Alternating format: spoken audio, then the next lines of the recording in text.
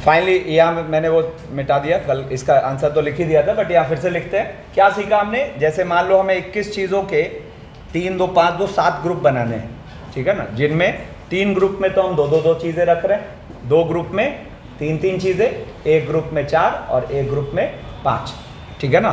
तो अब देखो यहाँ पर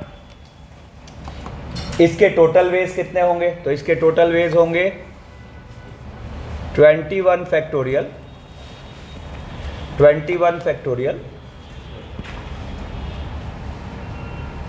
अपॉन 2 कितनी बार है?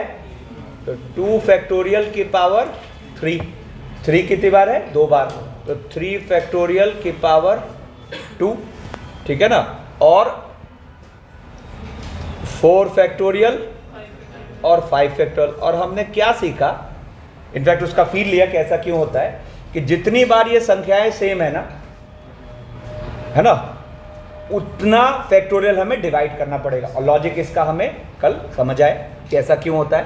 तो हम यहाँ पर फिर क्या कर रहे हैं, यहाँ पर फिर इसको लिख रहे हैं इंटू 1/3 फैक्टोरियल, और ये 3 फैक्टोरियल इंडिकेट क्या कर रहा है? इस पावर की वजह से, ठीक है ना।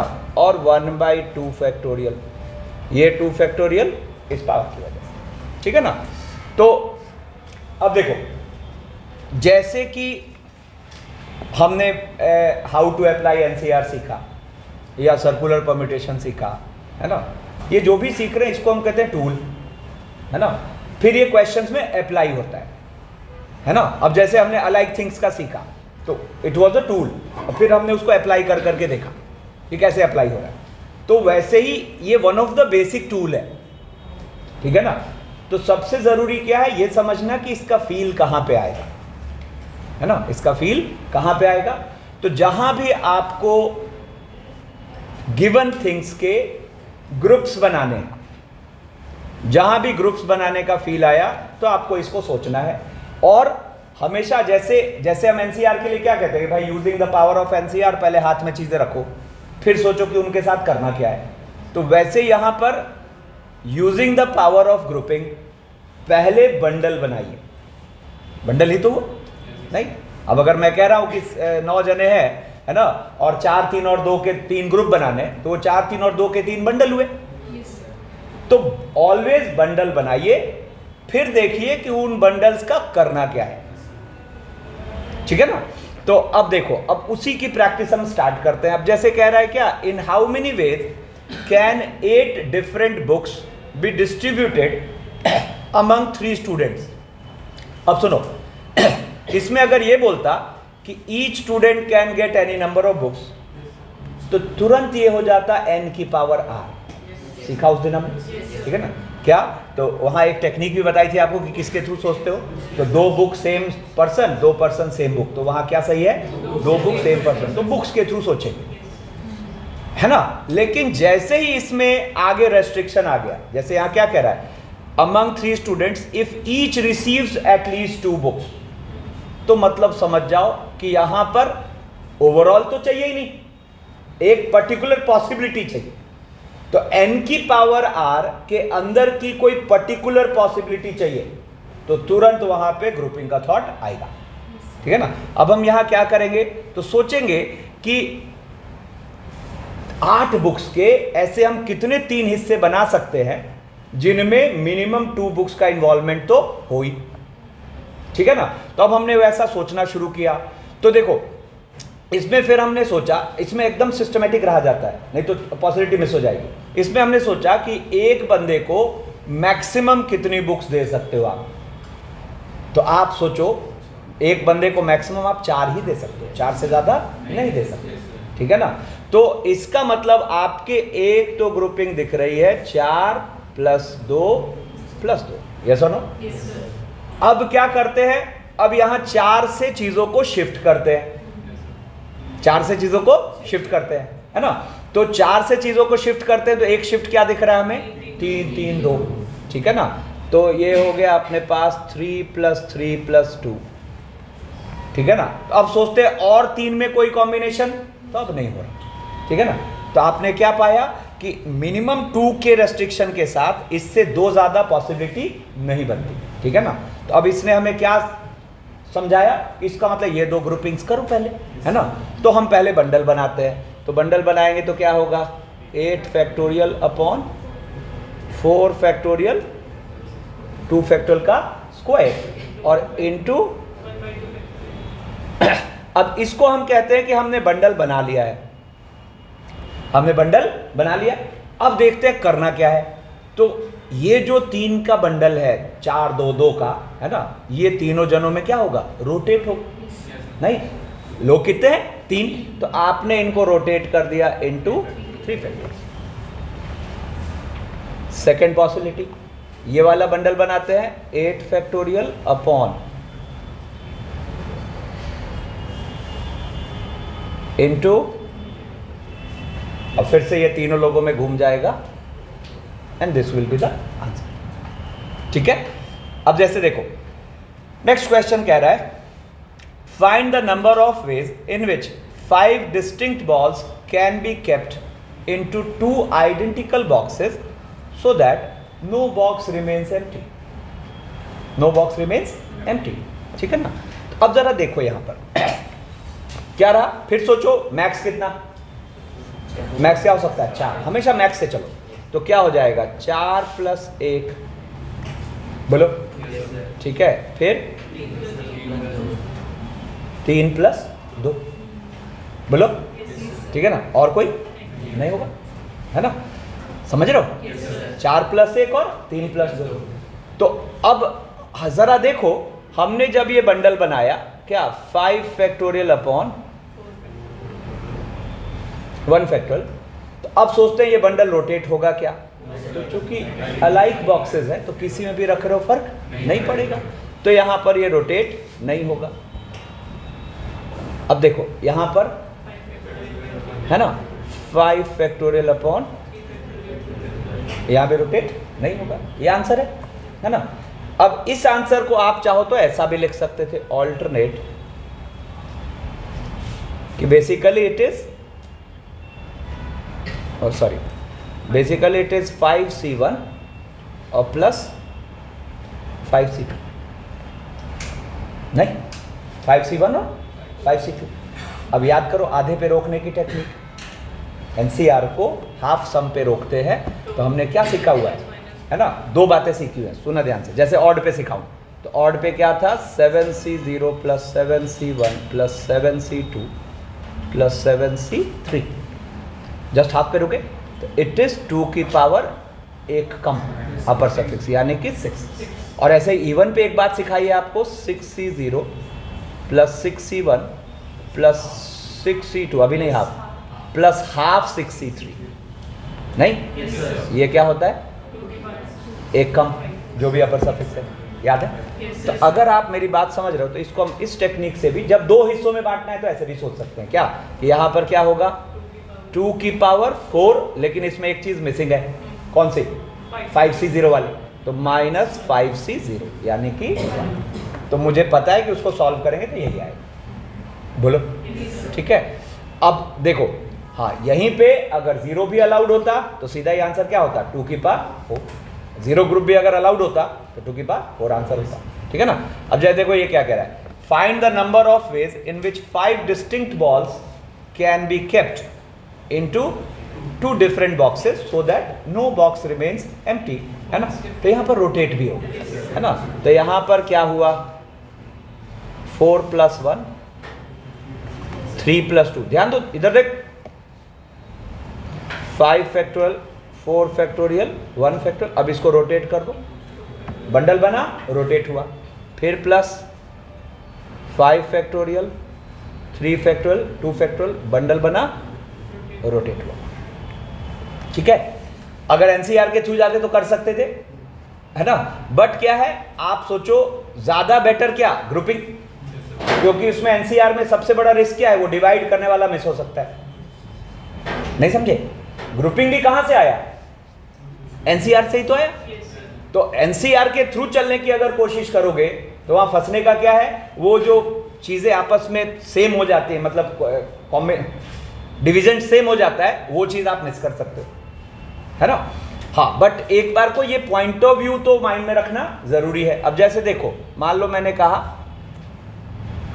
देखो कह रहा है find the number of ways in which 16 constables can be assign to patrol. या चलो यहां पे इसको ऐसे सोचते हैं, इस पे एक और बात बोल के छोड़ता हूं। जैसे मैंने कहा कि 9 डिस्टिंक्ट बॉल्स हैं, है ना, और मैंने कहा इनको 2 हिस्सों में बांटना है, 0 हिस्सा भी अलाउड है ना, तो ये तो सीधा होगा क्या, 2 की पावर 8, बोलो ठीक है। 8 चीजें हैं, है ना, 8 डिफरेंट चीजें हैं, इनको 2 हिस्सों में बांटना है, 0 भी अलाउड है, कितना होगा, नहीं 2 की पावर 7। कितने लोग एक बार में बात समझो, क्योंकि क्या होगा 8 चीजों में क्या होगा, 8C0, ओके 0 छोड़ रहे हो तो 8 ले रहे हो, 8C1 1 छोड़ रहे हो तो 7 ले रहे हो, मतलब 1 ले रहे हो तो 7 छोड़ रहे हो, है ना। 8C2 मतलब 8C0 means 0 and 8, 8C1 means 1 and 7, 8C2 means 2 and 6, 8C3 means 3 and 5, 8C4 means, तो वहां हाफ भी तो आएगा, नहीं समझ आए। 8C4 में आधा करना पड़ेगा ना, क्योंकि 4 4 और 4 4 तो सेम ही है, तो बाई 2 भी हो जाएगा वहां। तो इसका मतलब अगर 0 थिंग्स अलाउड है और 2 हिस्सों में बंटवारा है, रोटेशन नहीं जस्ट बंटवारा, तो आपको एक तरीके से वो कह रहा है आधे पे रुको, और उसका फॉर्मूला सिंपल क्या होगा, 2 की पावर n-1, है ना। चलो बोलो 20 चीजों का 2 हिस्सा बांटना है, 20 चीजों का 2 हिस्सा बांटना है, ठीक है ना, such that 0 is also allowed, 2 की पावर 90, है ना। 21 चीजों का 2 हिस्सा बांटना है, 0 थिंग्स आर अलाउड, 2 की पावर 20, क्योंकि वो हाफ अपने आप बैलेंस कर ले, ठीक है ना। चलो अब चलो अब आगे बढ़ते हैं। कह रहा है find the number of ways in which 16 constables can be assigned to patrol 8 villages, 2 for each, ठीक है। तो मतलब पेट्रोल समझते हो ना, मतलब पहरा देते हैं जो, ठीक है ना। तो कह रहा है 16 कॉन्स्टेबल्स हैं, उनको 8 विलेजेस को असाइन करना है, 2 ईच, है ना। तो आपको क्या पहला फील हुआ कि भाई 2 के कितने, 8 ग्रुप्स, है ना, 2 के 8 ग्रुप्स, ठीक है ना।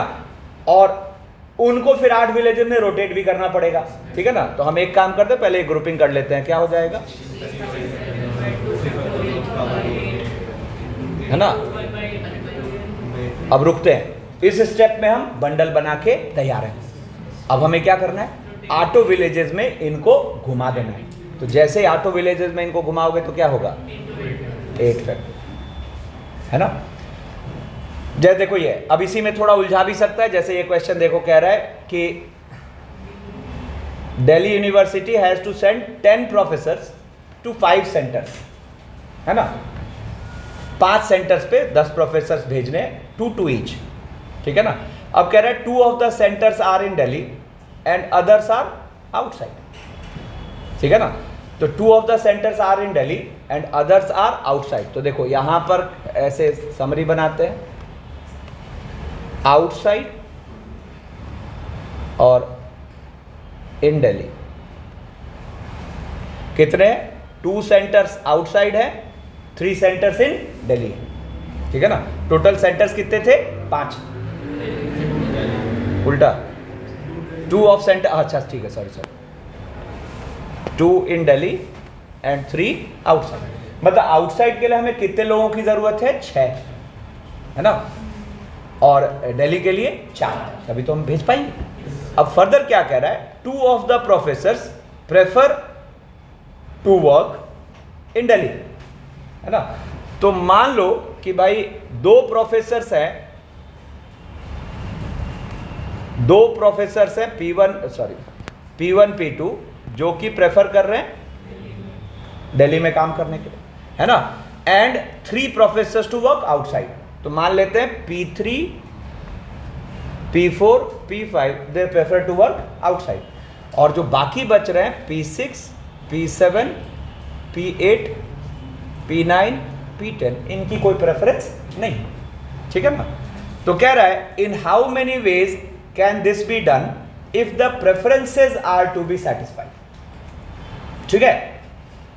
अब देखो इसको मैं कैसे निपटाऊंगा, तो जरा सोचो, हमें ये 3 सेंटर्स अलॉट करने के लिए, ध्यान दो लास्ट रो, ये 3 सेंटर्स अलॉट करने के लिए 3 और जनों की जरूरत पड़ेगी, और ये 2 सेंटर्स अलॉट करने के लिए 2 और जनों की जरूरत पड़ेगी। तो आपको सबसे पहला फील आया कि भाई इसको बांट दो 3 और 2 के ग्रुप में, बांट दिया। तो 3 और 2 के ग्रुप में बांटा तो क्या करोगे, 5 फैक्टोरियल 3 फैक्टोरियल 2 फैक्टोरियल। अब सुनो मेरी बात, मैं चाहता तो एनसीआर लिख सकता था, लेकिन मैं उस पचड़े में पढ़ता ही नहीं, गलती होने के चांस है। कहां पे गलती होगी, जैसे ही संख्या बराबर आएगी आप मिस कर सकते हो। तो शुरू से किस पर रिलाई करें, ग्रुपिंग, ठीक है ना। तो हमने 5 चीजों को 3-2 में बांट दिया, ठीक है ना।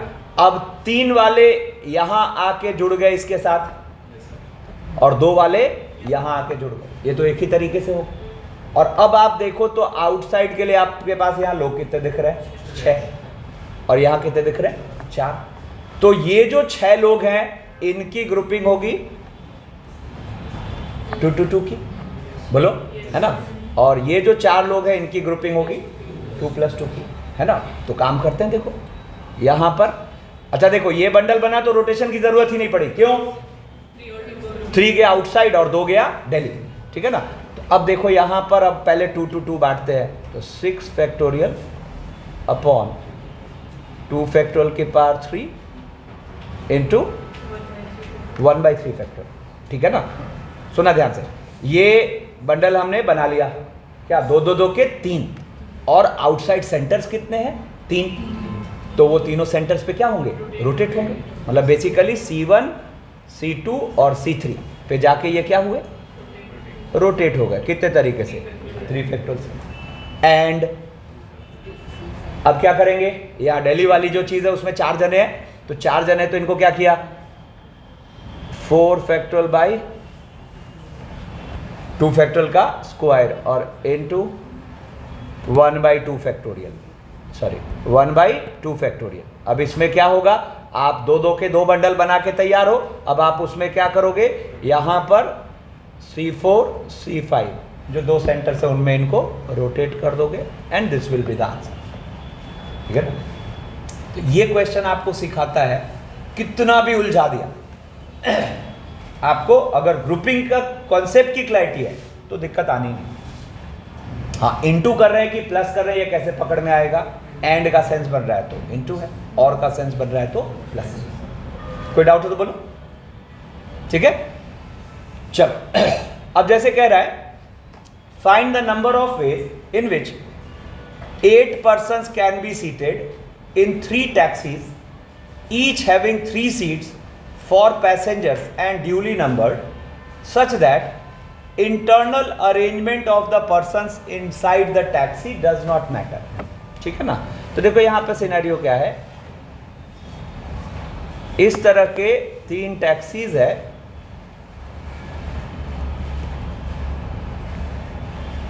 इस तरह के 3 टैक्सीज है, और तीनों में पैसेंजर्स के लिए 3-3 सीट हैं, ड्यूली नंबर्ड, है ना। और लोग कितने अपने पास, 8, है ना। तो इन 8 जनों को इन तीनों टैक्सीज में बिठाना है ना। तो कह रहा है कि अगर अंदर कैसे बिठाना है ये हमें मतलब नहीं है, तो वो आंसर क्या है। तो जब अंदर कैसे बिठाना है ये हमें मतलब नहीं है, तो जस्ट बंडल बनेगा और टैक्सी में जाके रोटेट हो जाएगा। अब वो बंडल का अंदर क्या सीन है, वी आर नॉट कंसर्न, ठीक है ना।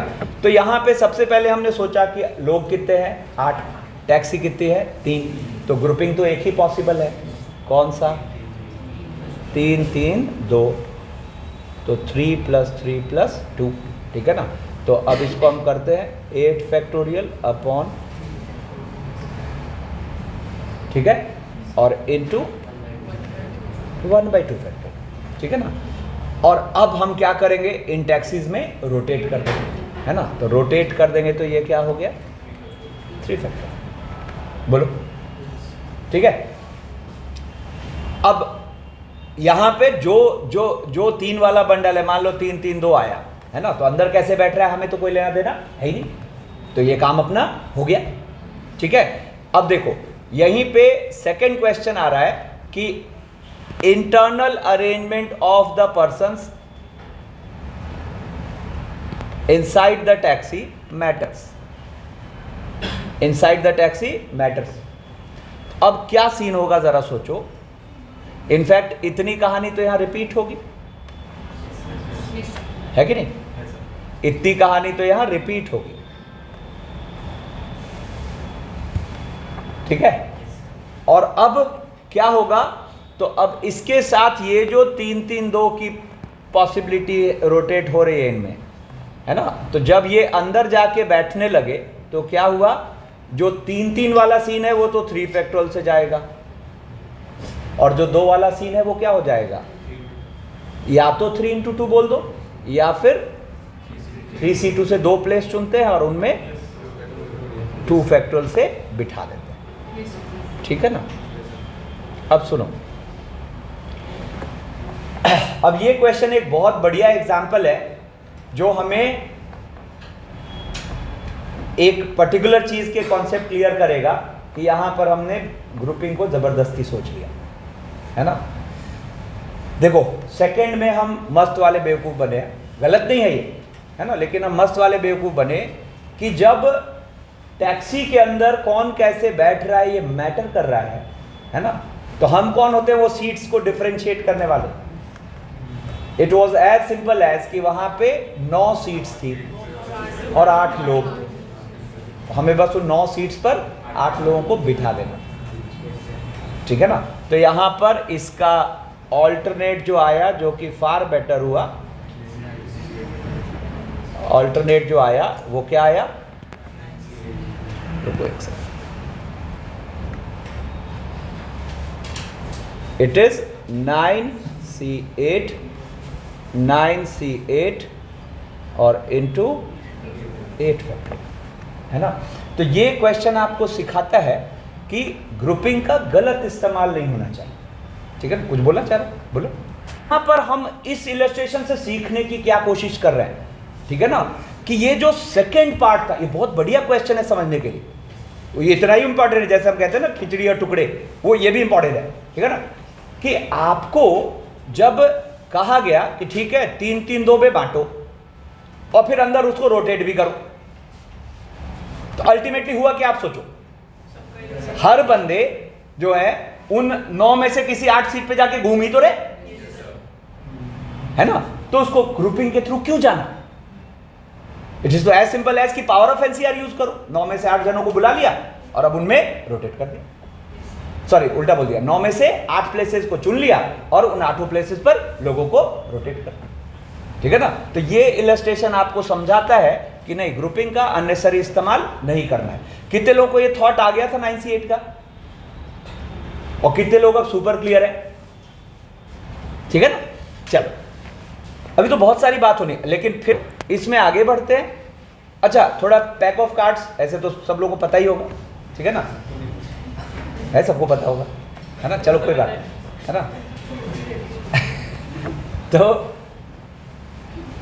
और इतनी ही जानकारी चाहिए जितना सामने रख रहे हैं, ठीक है ना, कि एक पैक ऑफ कार्ड्स में 52 कार्ड्स होते हैं, 26 तो रेड कार्ड्स, 26 ब्लैक कार्ड्स, और हर कलर में 2-2 सूट होते हैं. रेड में 2 डायमंड एंड हार्ट, मतलब 13-13 पत्ते डायमंड और हार्ट के, और ब्लैक में भी 2 सूट्स क्लब एंड स्पेड, 13-13 पत्ते क्लब और स्पेड के, ठीक है ना. और हर सूट के अंदर ये 13 डिनोमिनेशंस होते हैं. डिनोमिनेशन मतलब टाइप ऑफ कार्ड, ठीक है ना. और उन डिनोमिनेशंस का नाम है ace 2 3 4 5 6 7 8 9 10 and jack queen and king, ठीक है ना. That's it. अब इसमें ये जो जैक क्वीन एंड किंग है, जिन लोगों ने पैक ऑफ कार्ड्स देखा हुआ है उसमें पिक्चर्स बने होते हैं, ठीक है ना. तो इस वजह से इनको हम फेस कार्ड्स कहते हैं. तो हर सूट में हमें कितने फेस कार्ड्स मिल रहे हैं, 3. हर सूट में हमें 3 फेस कार्ड्स मिल रहे हैं. तो टोटल फेस कार्ड्स कितने हैं, 12. टोटल फेस कार्ड्स 12, ठीक है ना. और मतलब इस पर बेस्ड क्वेश्चन के लिए हमें इस पर बेस्ड गेम खेलना नहीं आना जरूरी है, ठीक है ना.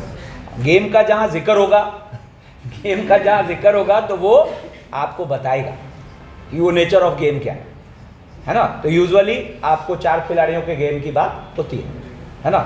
तो मतलब कुछ अलग वर्ड यूज भी करेगा ना, तो वहां वो बताएगा कि भाई ठीक है, कभी जैसे बुक्स में कभी कभी होते हैं ब्रिज गेम, है ना। तो ब्रिज गेम वहां पे ऐसा नहीं करेगा कि ब्रिज गेम बोल के छोड़ दिया कि नहीं खेल के सीखो पहले ब्रिज गेम तब सॉल्व करना, है ना। वो बताएगा कि हाँ ब्रिज गेम एक गेम होता है जिसमें 4 प्लेयर्स होते हैं जिनको 13-13 पत्ते बढ़ते हैं, ठीक है ना। तो अब देखो सुनो, अब जैसे क्वेश्चन है, कह रहा है in how many ways 13 cards to each of the 4 players can be distributed from a pack of 52 playing cards, है ना।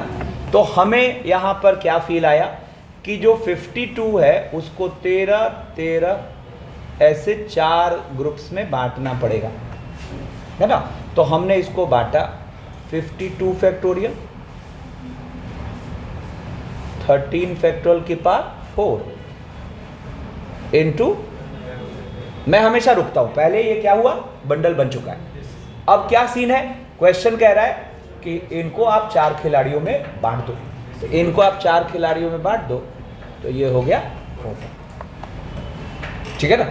अब नेक्स्ट क्या कह रहा है, in how many ways 13 cards to each of the 4 players can be distributed from a pack of 52 playing cards if each player has AKQJ, मतलब हर खिलाड़ी के पास एक एस, एक किंग, एक क्वीन, एक जैक, ठीक है। अब इसको कैसे टैकल करेंगे, है ना। तो देखो यहां पर लफड़ा कौन कर रहे हैं, ये 4 मतलब 16, इन 16 का अलग से निपटारा होगा, है ना, बाकी का अलग से होगा। तो जो बाकी बच रहे हैं वो कितने हैं, 36, तो उन 36 में तो कहीं कोई दिक्कत है ही नहीं। तो जो बाकी बच रहे हैं 36, उनके ग्रुपिंग क्या होगी, 9 + 9 + 9 + 9, मतलब 36 फैक्टोरियल अपॉन 9 फैक्टोरियल की पावर 4 इंटू 1/4 फैक्टोरियल, ग्रुप बन के तैयार है, ठीक है ना। और चारों खिलाड़ियों में ये रोटेट हो गया, कितने तरीके से, 4 फैक्टोरियल से, ठीक है ना। अब इसके बाद कहानी क्या है, ये जो बाकी 16 कार्ड्स हैं उनको इनमें बांटना है, और ध्यान रखना है कि सबके पास एक एक एस, किंग, क्वीन, जैक हो, ठीक है ना। क्या करना चाहिए, हाँ हाँ, है ना। आप सिंपल 4 एस को चारों खिलाड़ियों में बांट दो 4 फैक्टोरियल से, अपने आप सबको एक एक मिल चुका है ना। ये क्या हुआ, 4 एस को बांट दिया, ठीक है ना। सिमिलरली 4 किंग को बांट दो, है ना, 4 क्वीन को बांट दो, और 4 जैक को बांट दो, हो गया काम, ठीक है। अब इसी को थोड़ा और बेहतर बनाते हैं, कह रहा है, अरे ध्यान दो, in how many ways 13 cards to each of the 4 players can be distributed from a pack of 52 playing cards if each player has AKQJ of same suit, if each player has AKQJ of same suit, ठीक है ना। तो देखो यहाँ पे वो कहानी तो यहाँ भी होगी कि भाई 9 9 9, जिनमें लफड़ा नहीं उनको तो बांटो, है ना, मतलब 36 फैक्टोरियल 9 फैक्टोरियल की पावर 4 इंटू 1/4 फैक्टोरियल, बंडल बन गए और उनमें रोटेट हो, ठीक है ना। और अब क्या करें इस बार, हाँ वो 4 फैक्टोरियल क्या है, हाँ, है ना। हम क्या करेंगे, जो क्लब के चारों हैं, है ना, मतलब AKQJ, है ना, ऐसे ही स्पेड के AKQJ, है ना, डायमंड के AKQJ, है ना, और हार्ट के AKQJ, ये पहले ही बांट लेंगे। और ये बंटवारा एक ही तरीके से हो सकता है, ये बंटवारा एक ही तरीके से हो सकता है। अब ये जो 4 गोले हैं ना, ये इन खिलाड़ियों में जाके रोटेट हो जाए, ठीक है ना। चलो अब यहां से कुछ और इंटरेस्टिंग चीजें सीखते हैं। कह रहा है in how many ways 5 different books can be distributed to 3 persons such that each person can get any number of books, such that each person can get any number of books. ठीक है ना। तो देखो यहां पर ये हो गया n की पावर r, इतने लोगों को थॉट आ गया था, बढ़िया। क्या होगा, 2 book same person, 2 person same book, तो किसके थ्रू सोचना है, बुक्स के थ्रू, है ना, बुक्स के थ्रू सोचना है ना। तो B1 B2 B3 B4 B5, थोड़ा केयरफुल रहना। और पर्सन से अपने पास P1 P2 P3, तो हर बुक के लिए यहाँ 3 रास्ते खुले, हर बुक के लिए 3 रास्ते खुले। तो हमें इस क्वेश्चन का आंसर दिख गया 3 की पावर 5। ठीक है ना। अब हुआ क्या कि in how many ways 5 different books can be distributed to 3 persons such that each person gets at least 1 book, each person gets at least 1 book, है ना। अब यहाँ n की पावर r ने हाथ खड़े कर दिए, ठीक है ना, इसलिए कहा नहीं मैं तो नहीं कर पाऊँ, है ना। तो देखो एक तो सीधा सीधा रास्ता दिख रहा है, ग्रुपिंग कर दो, है ना। क्या कि भाई 5 चीज़ें हैं, 3 ग्रुप में बांटना है so that 0 is not allowed. तो देखो यहाँ से मैक्स कितना हो सकता है 3, तो 3 + 1 + 1, और क्या हो सकता है these 2 पॉसिबिलिटीज, है ना। तो यहाँ पर क्या हुआ ज़रा देखो, तो 5 फैक्टोरियल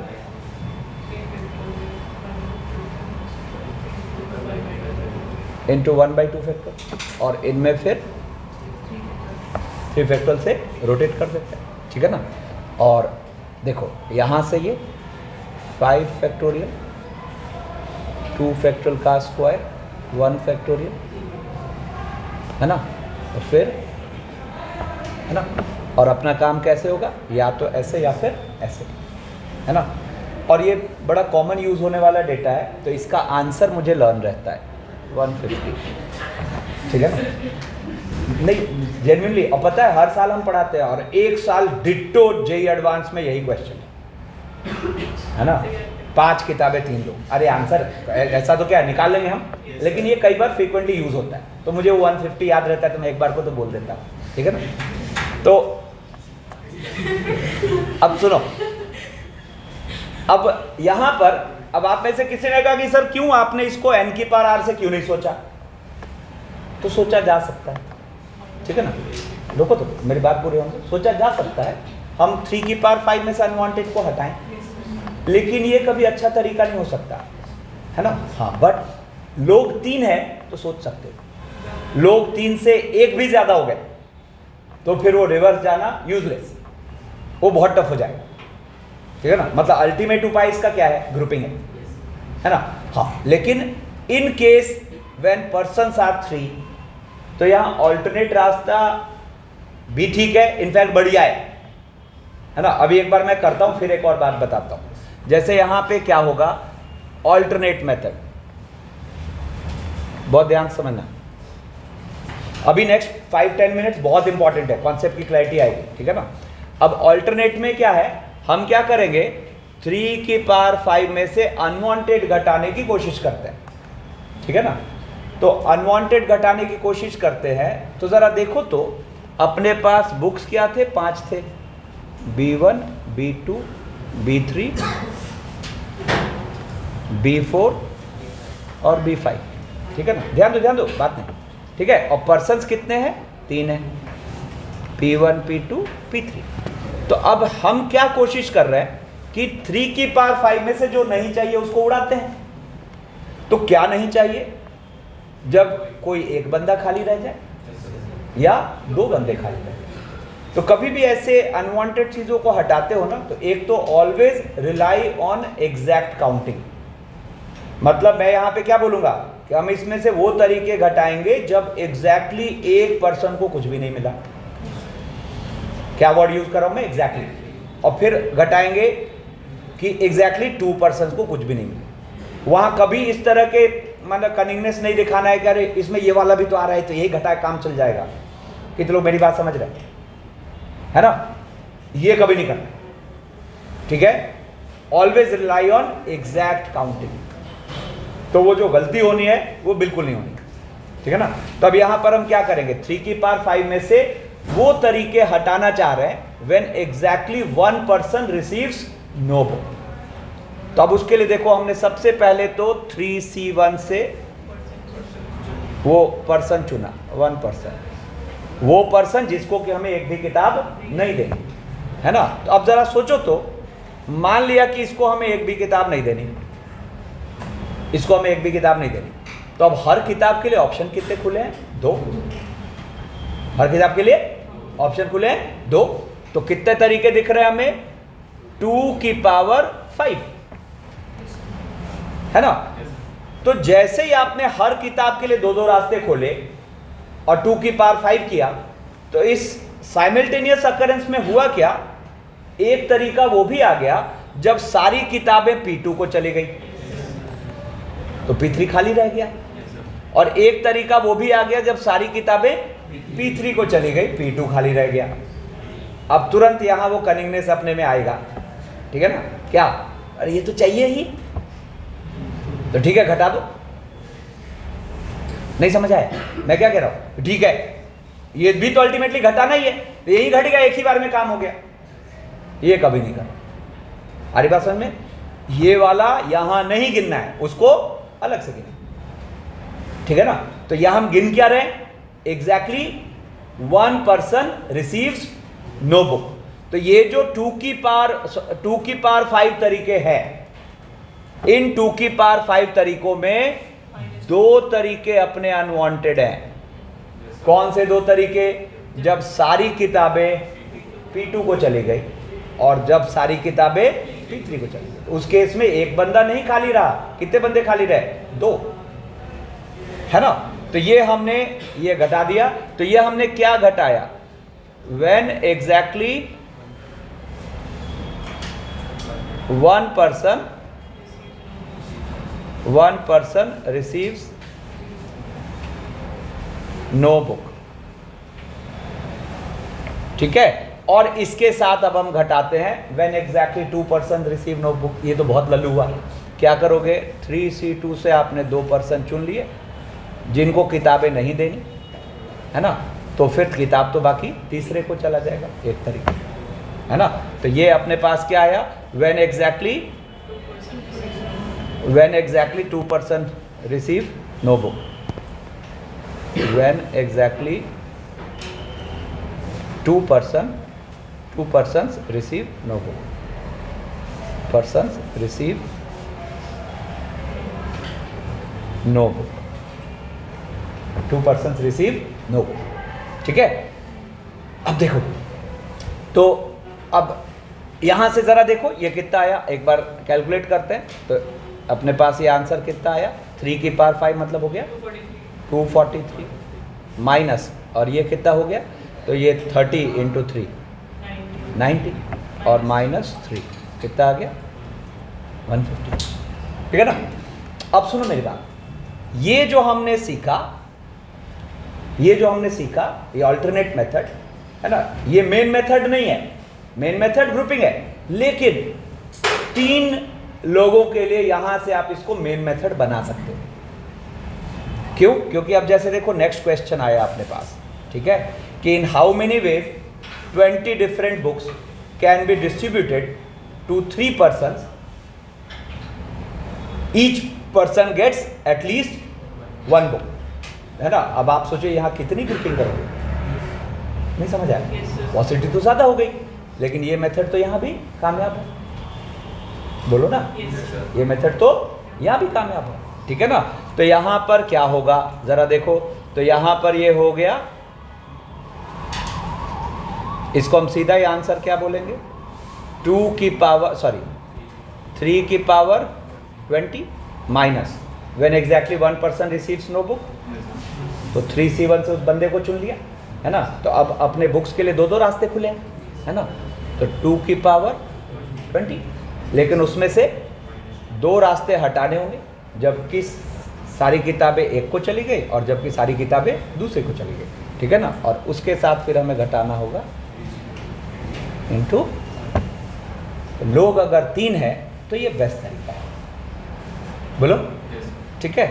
अब चलो, अब यहां से नेक्स्ट है, कह रहा है find the number of veg the birthday of 6 persons will fall in exactly 2 calendar months, in exactly 2 calendar months, ठीक है। तो अब देखो, सबसे पहले तो हमें क्या थॉट आ रहा है, कौन से 2 months, है ना। तो सबसे पहले हम यहां पर क्या करते हैं, 12C2 से 2 months चुनते हैं। अब मान लो वो मंथ्स है मार्च और दिसंबर, ठीक है ना, मार्च और दिसंबर, मान लो 2 months हमने चुना, ठीक है ना। तो अब कह रहा है find the number of veg the birthday of 6 persons will fall in exactly 2 calendar months। तो अपने पास पर्सन्स कितने हैं, P1, P2, P3, P4, P6, ठीक है ना। तो अब यहां के बाद क्या सोचना है, हाँ यहां के बाद क्या सोचना है, ये जो टूल सिखा है बहुत यूजफुल, ठीक है ना। तो यहां किसके थ्रू सोचना शुरू किया, पर्सन के थ्रू। तो हमें क्या दिख रहा है, हर पर्सन के लिए 2 रास्ते खुले, बोलो। अब देखो यहां पर अपने को ये जो n की पावर r सिखाया ना, उसके यूज सिखा रहा हूं, ठीक है ना। तो आपको 12C2 से आपने 2 months चुन लिए और हर पर्सन के लिए आपको 2 रास्ते दिख गए, 2 की पावर 6। अब इसमें से 2 तरीके हटाने हैं, क्या, जब सबके बर्थडे मार्च में आ जाए और जब सबके बर्थडे दिसंबर में आ जाए, क्योंकि हमें क्या करना है, एग्जैक्टली 2 calendar months यूज करने हैं, है ना। तो 2 की पावर 6, कितने लोग सही सोच लिए थे, तो ये बेटर हुआ ना, ये बेटर हुआ।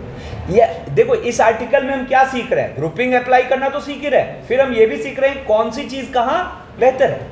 तो ये क्वेश्चन की सीक्वेंसिंग बहुत इंपॉर्टेंट है, ठीक है ना, हर क्वेश्चन का एक पर्पस है, ठीक है। अब एक बार को अब हम ग्रुपिंग से इक्विप्ड है, अब कुछ इंटरेस्टिंग चीजें सिखाता हूं। जैसे यहां पे कह रहा है prove that product of r consecutive natural numbers is divisible by r factorial, ठीक है ना। कैसे प्रूव होगा, product of r consecutive natural numbers is divisible by r factorial, ये कैसे प्रूव होगा। और एक बार ये प्रूव हो गया तो अब इसको एज अ रिजल्ट भी लर्न रखना है। तो एक तरीके से ये हमें पता है क्या कहना चाह रहा है कि कोई भी रैंडम r लगातार नेचुरल नंबर्स ले लो, है ना। तो जैसे मान लो हम लेते हैं n+1, n+2, n+3 up to n+r, है ना। And we have to prove that कि ये जो प्रोडक्ट है ये r फैक्टोरियल से डिविजिबल है। तो in other words we have to prove that this upon r factorial, है ना, बिलोंग टू इंटीजर। तो डिविजिबिलिटी प्रूव हो जाएगी, हाँ हाँ, है ना। अब इसको अगर हम e बोले तो हम क्या करते हैं, इस e को लिख सकते हैं, ये वाली चीज अगर कॉपी ले लो, सॉरी, हाँ, है ना। तो मतलब पहले तो अपना क्या था, टू प्रूव दैट, डिसाइड किया हमने, to prove that, to prove that, ऐसा। अब उसका रास्ता हमने क्या निकाला, एक अगर हम n फैक्टोरियल यहां और यहां डाल दें, है ना, तो ये अपने पास आ गया न्यूमरेटर में n+r factorial upon n factorial r factorial which is n+rcn या n+rcr, दोनों में से कुछ भी कह सकते हैं। और ये तो ऑलवेज कोई नेचुरल नंबर होगा, मतलब बिलोंग टू कैपिटल, है ना। NCR तो कुछ भी नेचुरल नंबर ही तो है, नंबर ऑफ सिलेक्शंस है, ठीक है ना। तो हमने ये प्रूव कर दिया कि ये जो r फैक्ट मतलब लगातार r नेचुरल नंबर्स का प्रोडक्ट है, ये हमेशा r फैक्टोरियल से डिविजिबल है, ठीक है। अब इस कहानी को आगे बढ़ाते हैं। नेक्स्ट कह रहा है कि prove that n square factorial is divisible by n factorial की पावर n। अब इस n स्क्वायर फैक्टोरियल को पहले फील करो, इट इज काइंड ऑफ की, अरे ध्यान दो, जैसे 5 स्क्वायर फैक्टोरियल, एक्चुअली क्या हुआ 25 फैक्टोरियल, और उसको क्या प्रूव करने कह रहा है कि 25 फैक्टोरियल जो है वो 5 फैक्टोरियल की 5 पावर से डिविजिबल है, या फिर 6 स्क्वायर फैक्टोरियल बोले तो 36 फैक्टोरियल। तो क्या प्रूव करने कह रहा है कि 36 फैक्टोरियल जो है वो 6 फैक्टोरियल की पावर 6 से डिविजिबल है। कितने लोग कह रहे हैं ऑब्वियस है? अभी जो ऊपर सीखा उसको एज अ फैक्ट यूज करो तो ऑब्वियस है। अब जैसे 6 फैक्टोरियल है, तो 6 फैक्टोरियल को आप 1 से 6, फिर 7 से 12, फिर 13 से 18, ये आप 6 के मतलब ग्रुप में इंटू कर रहे हो, और हर जो इंटू कर रहे हो वो 6 लगातार इंटीजर्स है। तो हर वो ब्लॉक जो है, जो 6 ब्लॉक्स बनाए, हर ब्लॉक 6 फैक्टोरियल से डिविजिबल है। तो ऐसे 6 ब्लॉक्स 6 फैक्टोरियल की पावर 6 से डिविजिबल हो। तो मतलब अगर आप समझे तो मैं यहाँ कहना क्या चाह रहा हूँ कि जो n स्क्वायर फैक्टोरियल है it is 1 2 3 up to n, फिर into n plus 1 n plus 2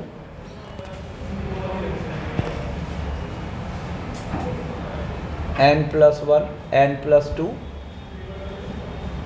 up to 2n, फिर 2n प्लस 1 2n प्लस 1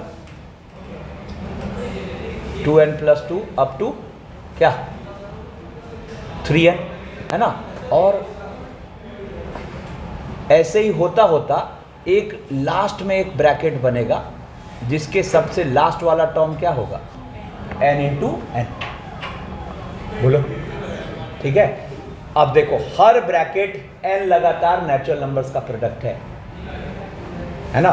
तो ये डिविजिबल बाय n फैक्टोरियल, ये भी डिविजिबल बाय, ये भी डिविजिबल बाय n फैक्टोरियल, ऐसे ये भी डिविजिबल बाय n फैक्टोरियल। तो इसका मतलब हम कहेंगे हेयर ईच ब्रैकेट इज, मतलब टोटल नंबर ऑफ ब्रैकेट्स कितने हुए n ब्रैकेट्स।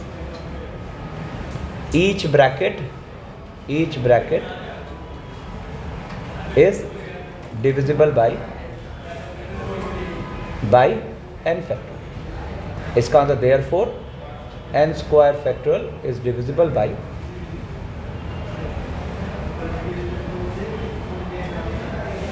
n factorial की पावर n। ठीक है।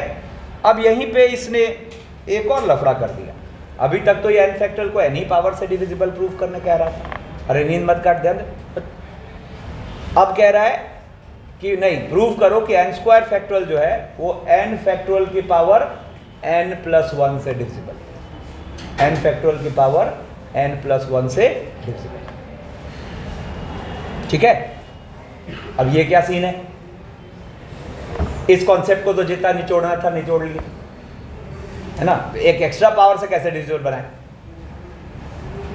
तो अब यहां ये सोचते हैं हम इसको कौन सी हेडिंग के अंदर देख रहे हैं, ग्रुपिंग के अंदर ही तो देख रहे हैं, है ना।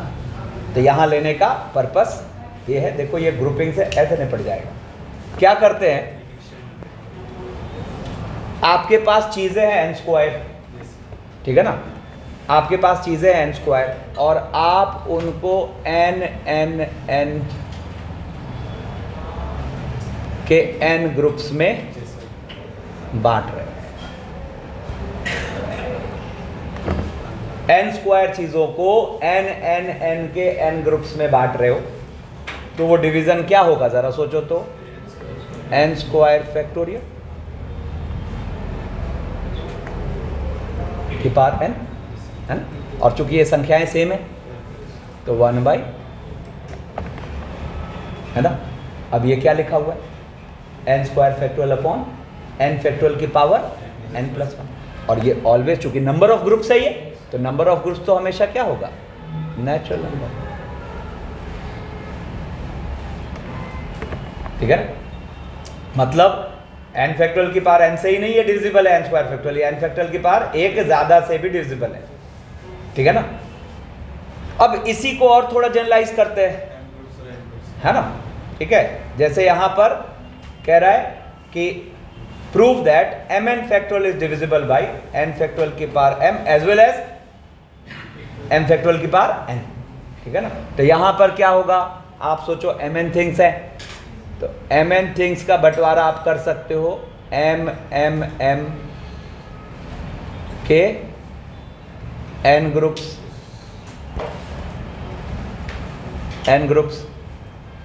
ठीक है ना। तो जरा देखो तो ये क्या आएगा, ये आएगा mn फैक्टोरियल और m फैक्टोरियल की power n into 1/n factorial, ठीक है। अब 1/n फैक्टोरियल, ठीक है ना। अब लेकिन इससे वो प्रूव नहीं हो रहा, तो हम ये क्या करेंगे, बंटवारा किया, अब n लोगों में बांट दो, मतलब n ग्रुप्स डिवाइडेड अमंग क्या, P1 P2 P3 up to Pn। ये सिंप्लीफाई होके कितना आया, mn फैक्टोरियल और अपॉन, ऑब्वियस ही बात है, जब नंबर ऑफ ग्रुप्स है मतलब नंबर ऑफ वेज है, तो ये तो हमेशा नेचुरल नंबर होगा, तो this will belong to.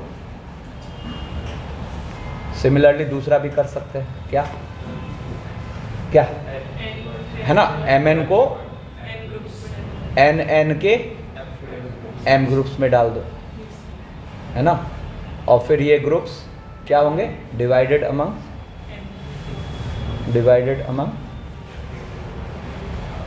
P1 P2 up to Pn, है ना। तो यहाँ पर फिर से क्या हो जाएगा, mn factorial upon n factorial की पावर m इंटू, और फिर ये, है ना। तो ये आ गया अपने पास क्या, mn फैक्टोरियल अपॉन, ये भी क्या आ गया, नंबर ऑफ वेज है, तो नंबर ऑफ वेज तो हमेशा क्या रहेगा, नेचुरल नंबर ही है। एक बार समरी बनाओ इसकी। एक और टूल से इक्विप्ड हो गए जिसको कि हम कह रहे हैं ग्रुपिंग, ठीक है ना। तो फिर से एक बार रिकलेक्ट करते हैं, टूल्स कौन कौन से अभी तक अपने पास आ गए, कहीं दिक्कत है तेरी, यूजिंग पावर ऑफ NCR, है ना। फिर हम सीखे अलाइक थिंग्स को, है ना। फिर अलाइक थिंग्स के बाद हम आ गए हाँ सर्कुलर में, वो भी एक टूल था, है ना। फिर चौथा आ गया ग्रुपिंग, इनको मेन टूल्स कहते हैं। ये पांचवा टूल है, ठीक है ना। क्या हेडिंग डाला हुआ है, principle of inclusion and exclusion, बहुत पावरफुल, ठीक है ना। और अच्छी बात है कि हम इसको पहले से जानते हैं, कई टाइम टू टाइम यूज होता रहा है ना। तो principle of inclusion exclusion means use of Venn diagram. तो जैसे ही कोई सिनेरियो और में जा रहा है, एंड में जा रहा है, नाइदर नॉर में जा रहा है ना, तो इसको सेट थ्योरी के हवाले कर देना, है ना। वो सब सोच के दे देगा, अपने को इसमें खुद का दिमाग लगाना ही नहीं, ये शुरू से नियम रखिए, ठीक है ना। जैसे ही और का सेंस आया, एंड का सेंस आया, नाइदर नॉर का सेंस आया, एग्जैक्टली वन का सेंस आया, ठीक है ना, तो वहाँ आपको वेन डायग्राम के हवाले कर देना, ठीक है ना। कुछ बेसिक बातें जो आप पहले से जानते हो, तो जैसे देखो यहाँ पहले ये हिस्सा A इंटरसेक्शन B डैश, ये हिस्सा A इंटरसेक्शन B, ये हिस्सा A डैश इंटरसेक्शन B, ये बाहर वाला हिस्सा A dash intersection B dash, ठीक है ना। आप NA यूनियन B का फॉर्मूला क्या जानते हो, NA plus NB minus NA intersection B। अच्छा, मेरी मर्जी, मैं इसको अपने ज़रूरत के हिसाब से मोल्ड कर सकता हूँ। जैसे A यूनियन B का मतलब यही तो है, नहीं तो इस पर्टिकुलर पोर्शन को हम चाहें तो ऐसे लिख सकते हैं, NA intersection B dash plus NA intersection B plus NA dash intersection B, ज़रूरत के हिसाब से। हम चाहें तो इसी पोर्शन को हम ये भी तो लिख सकते हैं कि total minus N of A dash intersection B dash, ठीक है ना। जहाँ A यूनियन B आप क्या पढ़ते हो, at least one of A comma B, A intersection B क्या पढ़ते हो, both A and B। In fact यहाँ पे अगर A dash intersection B dash लिखा है तो इसको क्या पढ़ोगे, neither A nor B, neither A nor B, ठीक है ना। ऐसे ही तीन सेट की बात करें तो जरा देखो पहले यहाँ पर, ये अपने पास देखो बारी बारी से, ये हिस्सा A B dash C dash, ये हिस्सा ए बी सी डैश, ये हिस्सा ए डैश बी सी डैश, ये हो गया तीनों, ये हो गया ए डैश बी सी, ये हो गया ए बी डैश सी, है ना, ये हो गया ए डैश बी डैश सी, ये हो गया नाइदर नॉर, ठीक है ना। तो यहाँ पर जब 3 सेट की बात होगी, पहली बात तो यूनियन का फॉर्मूला, पहले तो हम A union B union C को पढ़ेंगे क्या, at least one of A B C, ठीक है ना। हम A dash intersection B dash intersection C dash को क्या पढ़ेंगे, none of A B C, ठीक है ना। तो अब जरा देखो तो A union B union C का मतलब यही तो हुआ, ये हिस्सा नहीं, तो ये हिस्सा को हम ये सेट के फॉर्मूले से डील करते हैं, ये आप जानते हो, है ना, क्या था, टेकन सिंगल का sum minus taken twice plus taken thrice. अब ये टेकन ट्वाइस है, टेकन थ्राइस का मतलब उनका इंटरसेक्शन की बात है। अच्छा, this formula can be generalise for any events, ये सब पहले से आपको पता है, ठीक है ना। अच्छा देखो, ज़रूरत पड़ी तो हम यहाँ पर ये जो अपने पास at least one of A B C है, हम चाहें तो इन केस हम यहाँ पे इसको ऐसा भी लिख सकते हैं, total minus n A dash intersection B dash intersection C, ठीक है। अब देखो, अब जैसे मान लो आपको कह रहा है exactly one of A B C, तो exactly one of A B C का फील क्या है, ज़रा देखो तो exactly one of A B C का फील है ये वाला हिस्सा, ये वाला हिस्सा और ये वाला हिस्सा, ठीक है ना। तो आप इसको क्या लिख रहे हो, ज़रा देखो, तो आप इसको लिख रहे हो A intersection B dash intersection C dash के number of elements plus A dash intersection B intersection C dash के number of elements plus A dash intersection B dash intersection C के नंबर ऑफ एलिमेंट्स, ठीक है। तो देखो यहाँ पे लिखा हुआ है exactly one of A B C का मतलब हो गया दिस। अब यहाँ एक टास्क देता हूँ मैं आपको कि हमें ये जो लिखना है, मैंने ये वाली चीज़ जो है इसको ऐसे लिखना है कि उसमें डैश का इन्वॉल्वमेंट ही ना हो,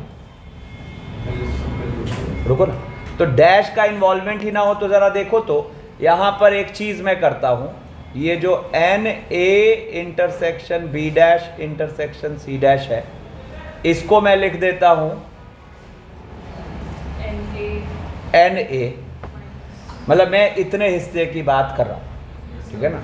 तो इसको मैं लिखता हूँ एन ए में से हम एक बार एन ए बी को घटा देते हैं और एक बार एन ए सी को घटा देते हैं। अब देखो, हमने ये घटाया और ये घटाया, तो पता चला कि ये जो तीनों का कॉमन वाला पार्ट है ये 2 बार घट गया, जबकि घटाना हमें एक ही बार था। तो हमने यहाँ पर फिर क्या किया, इसका रास्ता क्या निकाला, इसके साथ हम प्लस कर देंगे एन, है ना।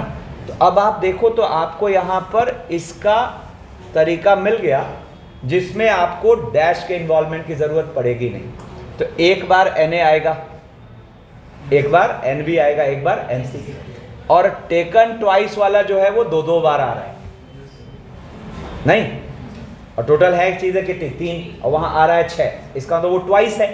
तो आपको यहाँ से क्या फील होगा, ज़रा देखना कि ये लिखा हुआ है सिग्मा एन ए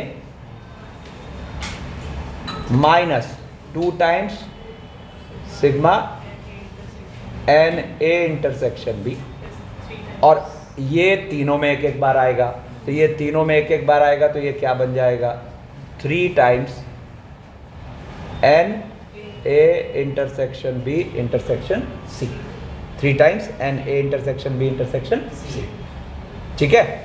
अब यहीं पे सेम सिनेरियो फॉर ये कि exactly 2 of A B C, तो exactly 2 of A B C का मतलब कौन सा हिस्सा हो गया, ये हिस्सा, ये हिस्सा और ये हिस्सा। ध्यान से देखना, मतलब हम किसको किसको जोड़ रहे हैं, n A B C dash, n A B dash C और n A dash B C. तो वही बात यहाँ पे लिखी हुई है, ये देखो अब फिर मैंने यहां आपको एक टास्क दिया कि नहीं, इसको ऐसे सोचो कि उसमें डैश का इन्वॉल्वमेंट ना हो। तो ज़रा देखना, तो यहां पर अगर हम n A B dash C dash सोचना चाह रहे हैं, sorry n A B C dash, n A B C dash को अगर सोचना चाह रहे हैं तो देखो ये हिस्सा है ना, तो इसको हम क्या लिख सकते हैं, एन इंटरसेक्शन बी है माइनस तीनों, है ना। तो ये क्या हो गया, इसे ध्यान दो। तो इसको हम यहाँ पर क्या करेंगे, एन ए इंटरसेक्शन बी और माइनस एन, ठीक है ना। आप सोचो इसका मतलब क्या आएगा, ए टेकन ट्वाइस का सम एक बार आएगा और 3 बार टेकन थ्राइस घटेगा। तो इसका जो हमें जवाब मिला वो क्या मिला पता है, sigma n minus 3 times n A intersection B intersection C. Last row देखो इधर, ठीक है ना। अब देखो इसमें आपको 3 वाले सेट में, स्पेशली 3 वाले सेट की बात हो रही, इसमें ये तीनों फीलिंग इंपॉर्टेंट है, ये बात वाली, at least one of them, exactly one of them, exactly 2 of them. हाँ, 3 से ज़्यादा वाले सेट में इन पचड़ों पे नहीं ज़रूरत पड़ती है। 3 से ज़्यादा वाले सेट में सीधा सीधा यूनियन की बात होती है, मतलब एटलीस्ट वन ऑफ देम और none, at least one of them और नन। मेन आपको 3 वाले सेट में ये तीनों चीज़ें माइंड में रखनी है। सीधा सीधा क्वेश्चन आपको पढ़ के फील हो जाएगा, अच्छा यहाँ ये वाला यूज है। और यहाँ जो मैंने आपको अभी एक टास्क दिया था कि बिना डैश के चीज़ें लिखो, तो बिना डैश के चीज़ें लिखो, तो यहाँ पर ये वाला पार्ट और ये वाला पार्ट आगे हमें हेल्प करने वाला है। देखो यहाँ पे गड़बड़ी हो गई, n A intersection B intersection C, ठीक है ना। तो अब चलो यहाँ पर अब हम इसको देखते हैं अप्लाई करके। जैसे अब देखो पहला क्वेश्चन है, कह रहा है find the number of permutation of letters A B C D E F G taken all together, मतलब कितनी चीज़ें, 7 चीज़ें। कह रहा है if neither BEG nor CAD pattern appear, ठीक है ना। तो यहाँ पे हमने क्या करा, यहाँ पर हम एक लेते हैं E1, ठीक है ना, कि बी ई जी को रस्सी से बांध रखा है और इसी पैटर्न में बेग, ठीक है ना। और एक लेते हैं E2 जिसमें, अब बताओ साथ रखना आसान है कि साथ नहीं रखना आसान है, साथ रखना आसान है, ठीक है ना। तो जैसे ही आपने ये E1 E2 माना, तो आपको क्वेश्चन पूछ रहा है number of elements in E1 dash intersection E2 dash. आप इसको लिख लोगे क्या, total minus n E1 union E2, ठीक है ना। तो अब आपको टोटल का मतलब तो हो गया 7 फैक्टोरियल, हाँ, और minus n E1 plus, focus रहना, n E2 minus n E1 intersection E2, ठीक है। तो अब देखो यहाँ पर जब आप एन E1 निकाल रहे हो, जब आप एन E1 निकाल रहे हो तो हुआ क्या, आपने एन E1 के लिए बी ई जी को रस्सी से बांधा है और बाकी ए सी डी और एफ ये कैसे भी रह सकते हैं। तो आपको एन E1 क्या फील हुआ, एन E1 फील हुआ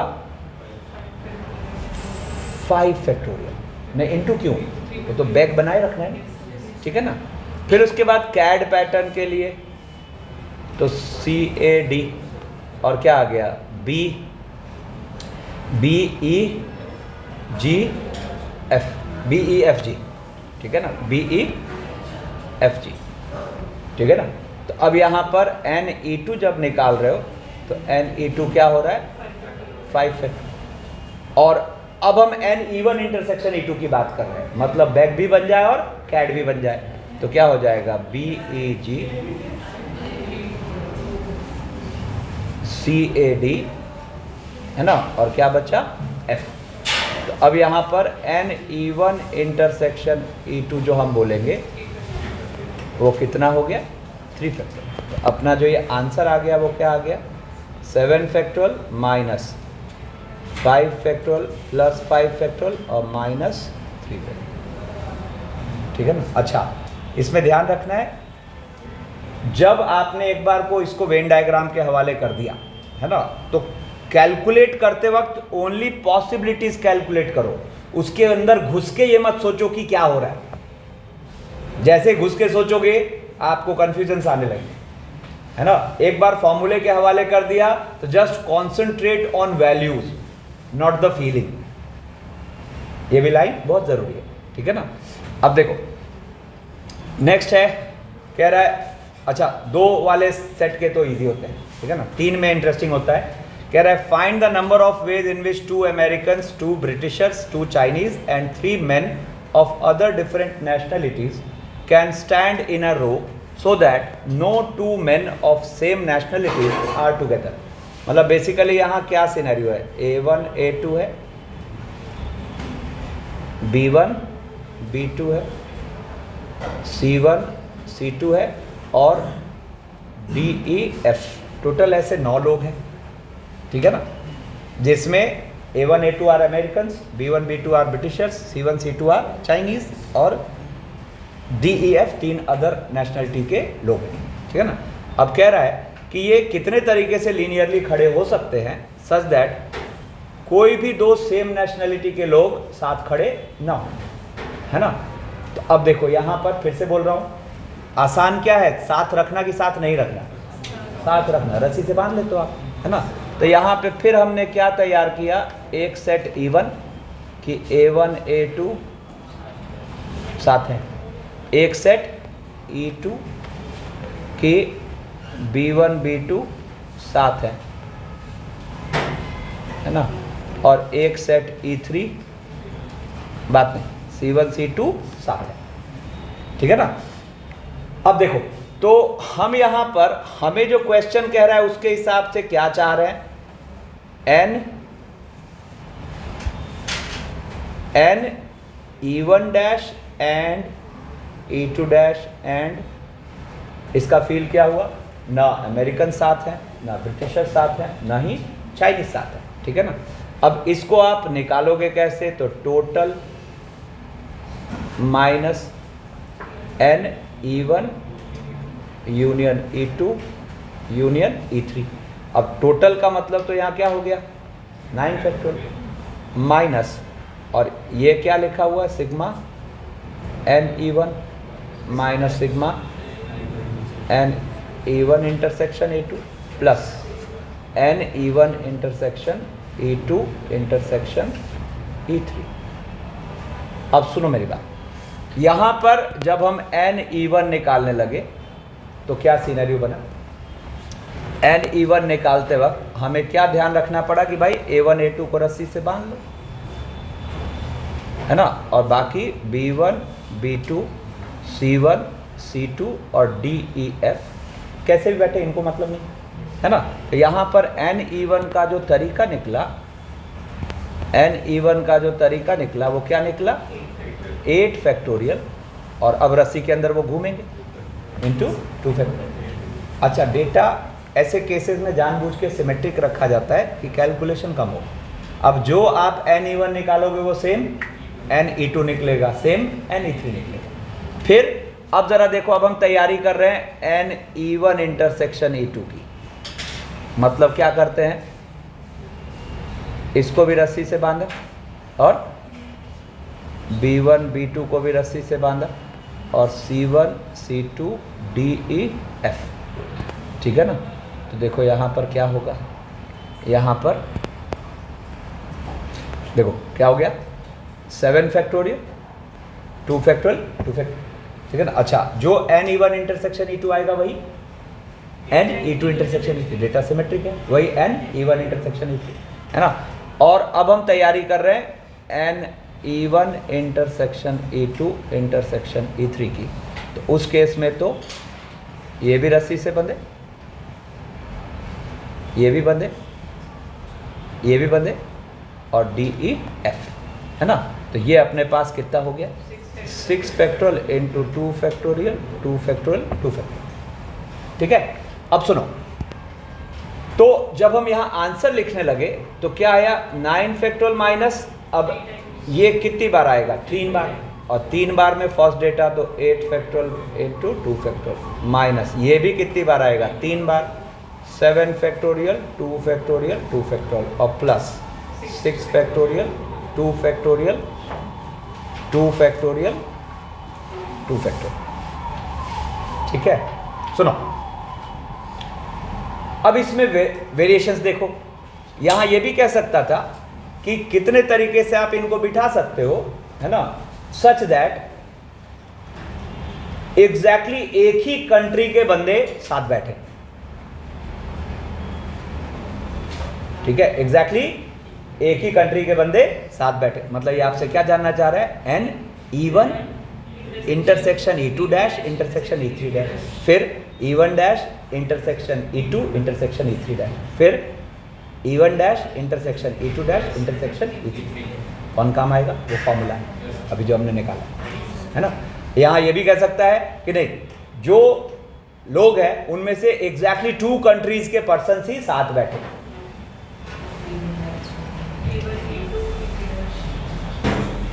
ठीक है ना, तो वहां से मतलब आपको अगर ये अंडरस्टैंडिंग है तो बस लैंग्वेज का तालमेल ही तो बिठाना है। और मैंने यहां पे ये बिना डैश के कैलकुलेट करना क्यों सिखाया, क्योंकि डैश मुश्किल है, मतलब नन अकरेंस हमेशा मुश्किल होगा, अकरेंस आसान होगा in most of the cases, है ना। तो हम चीजों को जितना अकरेंस में बना के रखेंगे उतनी आसानी होगी, तो इस वजह से डैश हटाए। क्लैरिटी, ठीक है। अब देखो इसी को और थोड़ा अप्लाई करते हैं। जैसे देखो कह रहा है find the number of ways, find the number of ways in which 5 distinct balls can be distributed in 3 boxes, 3 different boxes if no box remains empty. ठीक है, अच्छा अभी हम एक क्लास में वो सब भी देखेंगे, जैसे फंक्शन, है ना, फंक्शन हो गया आपका, मतलब कॉन्टिन्यूटी हो गई, है ना, मैट्रिक्स डिटर्मिनेंट के थोड़े बहुत लिए थे वहाँ, है ना। मेनली यहाँ पे कैलकुलस ओरिएंटेड ज़्यादा देखेंगे, है ना। कैलकुलस ओरिएंटेड में क्या होगा, मैट्रिक्स डिटर्म लिए थे, क्लास हुई थी ना, उसमें लिए थे, ठीक है ना, उसमें लिए थे, प्लस जो आपको एक जो एक्सरसाइज 5 के डिस्कशन डाला है उसमें है, ठीक है ना। देखे ही नहीं तो चुप, थोड़े बहुत लूंगा, बट मेनली जो हम यहाँ देखेंगे ना वो कैलकुलस ओरिएंटेड देखेंगे। जैसे सोचो अभी मैं बोलूँ क्या कि अरे कहाँ नीचे कहाँ दिख रहा है, F A to B mapped है ना। अब मैंने बोला क्या, A में कुछ एलिमेंट्स है, B में कुछ एलिमेंट्स है, टोटल ऑन टू इनटू, तो वहाँ हल्का आइडिया दिया था। अब यहाँ नई चीजें क्या होगी, total number of increasing functions, total number of strictly increasing functions. Strictly लग गया तो क्या, स्ट्रिक्टली नहीं लगा तो क्या। क्वांटिटी में मैंने कहा था बहुत सारे वेरिएशंस होते हैं, जैसे तुमने एक जेई वाला क्वेश्चन पूछा, ठीक है ना। तो उस तरह की चीज़ें एक क्लास में हम करेंगे, ठीक है ना। तो अब जैसे यहाँ पे अब देखो, ये एकदम से देख के ध्यान आया, आप इसको, अरे ध्यान दो, ये total number of onto function ही तो है क्या। एक सेट मान लो ए जिसमें 3 एलिमेंट्स है, और एक सेट मान लो बी जिसमें 5 एलिमेंट्स है, और F A to B है, और मैंने कहा total number of onto functions. तो बेसिकली इट इज लाइक क्या कि 5 किताबें हैं, 3 लोग हैं, A के एलिमेंट्स हो गए लोग, B के एलिमेंट्स हो गई किताबें, है ना। और 5 किताबों को 3 लोगों को देना है, सच दैट कोई भी खाली ना रहे, वही तो हुआ, ठीक है ना। चलो वो तो लास्ट में तालमेल बिठाएंगे, एक बार पूरी PNC हो जाए तब, ठीक है ना, बीच बीच में खिचड़ी नहीं बनाएंगे। तो अब देखो, तो कह रहा है find the number of ways in which 5 distinct balls can be distributed in 3 different boxes if no box remains empty, if no box remains empty, ठीक है ना।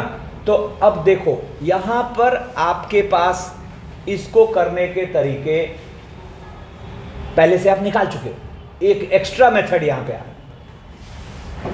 एक एक्स्ट्रा मेथड यहां पे आ रहा है क्या कि हम एक इवेंट ले लेते हैं E1, ठीक है। अपने पास बॉक्सेस कितने हैं? 3 है ना। तो बॉक्सेस मान लो 3 है, B1, B2, B3। तो एक E1 मानते हैं B1 is empty, B1 is empty. एक E2 मानते हैं B2 इज एम्प्टी, है ना। और एक E3 मानते हैं B3 इज एम्प्टी, E3 मानते हैं B3 इज एम्प्टी, ठीक है ना। तो आप देखो आपको यहां पर चाहिए क्या?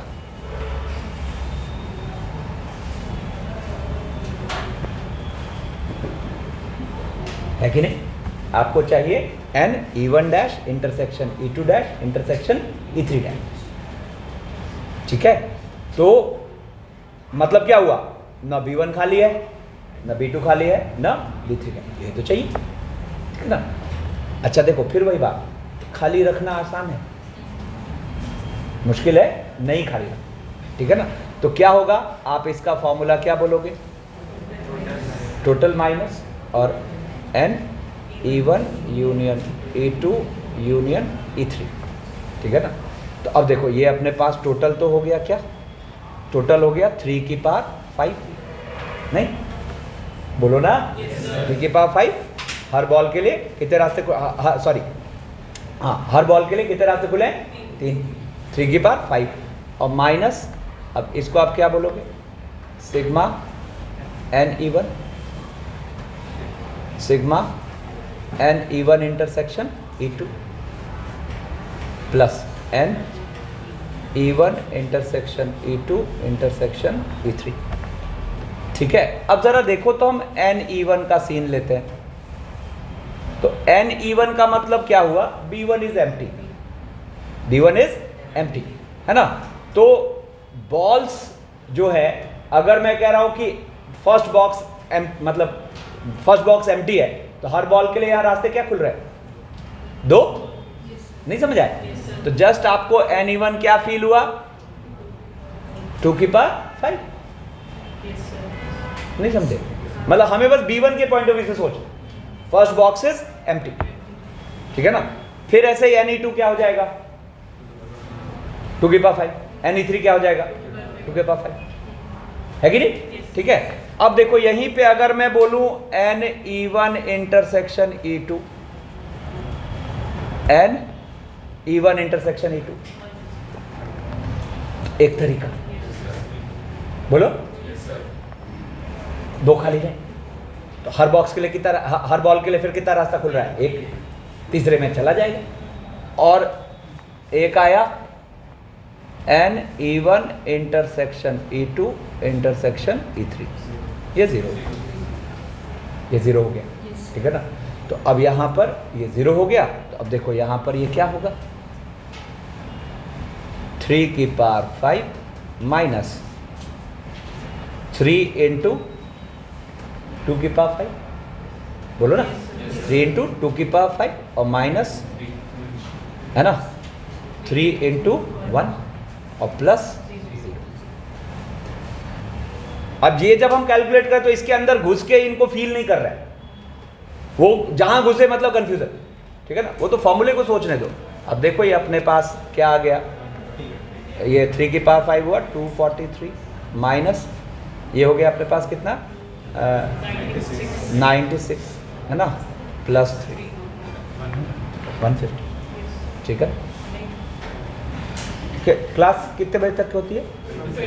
अच्छा चलो तो फिर आज करें।